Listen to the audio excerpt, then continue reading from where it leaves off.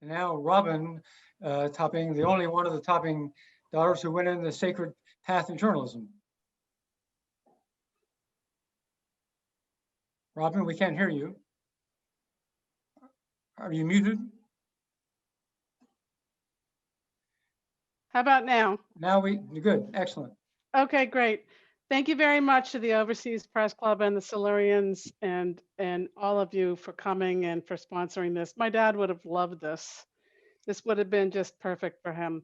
My dad was a lot of things, as you all know, but I always felt, and he basically told me many times, that he was happiest when he was on the run. And usually that meant chasing a big story.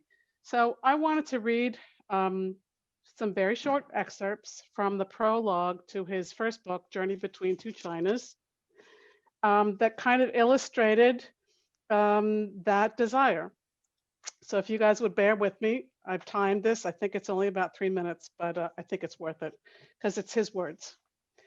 I strode through the lobby of the Commodore Hotel toward the Windsor Ballroom, where I was to lecture to the New York Rotary Club on China, muttering unkind words about the retired New York Times advertising executive who had prodded me into this speaking chore. Should I delight them with tales of my wife's adventure in China, or should I read to them from my yellowed clippings of 2 decades ago? I thought, almost relishing my savage frustration. It was May 13th, 1971, and 1 week since Audrey, my wife, visiting China with her diplomat father, had cabled from Peking. Zhou Enlai says you can come to China. The Chinese premier had asked that I contact Zhu Shengfu, the charge d'affaires of the Chinese embassy in Ottawa. Since the arrival of Audrey's message at the New York Times, where I was the assistant managing editor, I had impatiently telephoned the embassy each day, only to be told that no authorization for a visa had yet arrived from Peking. Now I agonized that something had gone wrong and that I would not return to China.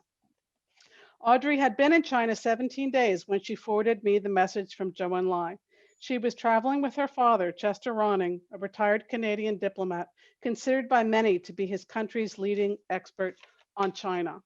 He was also a longtime advocate of recognition of Peking and had been invited to visit China as a guest of the government. On May Day, Ronning had his first meeting with Premier Zhou, who welcomed him as my old friend in the Great Hall of the People in Tiananmen Square, where 500,000 people were gathered in a gay, festive celebration. It was during this private talk that Ronning was told by Zhou Enlai that Reston and I would be granted visas. This I did not know, as I gloomily entered the Windsor Ballroom of the Hotel Commodore and paused to pick up my ticket from the Rotary Club luncheon. My metabolism rate spurted when the receptionist said there was an urgent call from my assistant at the Times. The cultural attaché at the Chinese embassy in Ottawa had telephoned and asked me to call back as soon as possible. We have received a message from Peking that you may go to China as requested, and please inform Mr. Reston he may also have the visa, as requested by Mr. Rosenthal.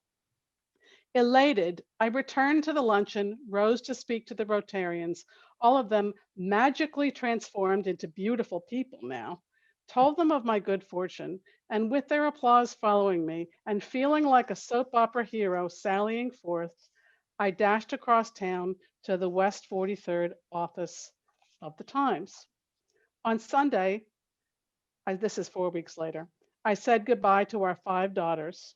This would be the first time that Audrey and I would be traveling abroad on assignment without the girls. So the girls and I walked in the garden of our old white shingled house under the willow tree and remembered. I recalled Moscow during the Cuban Missile Crisis when I would come into the tiny bedroom where they slept in double deckers and looked at them, wondering if a nuclear missile from our country would end it all for us.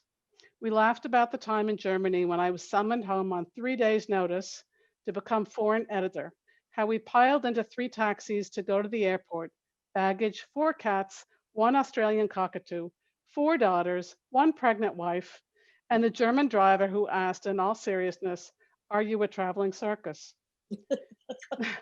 The girls stood on the stone steps waving goodbye as my taxi went down the driveway.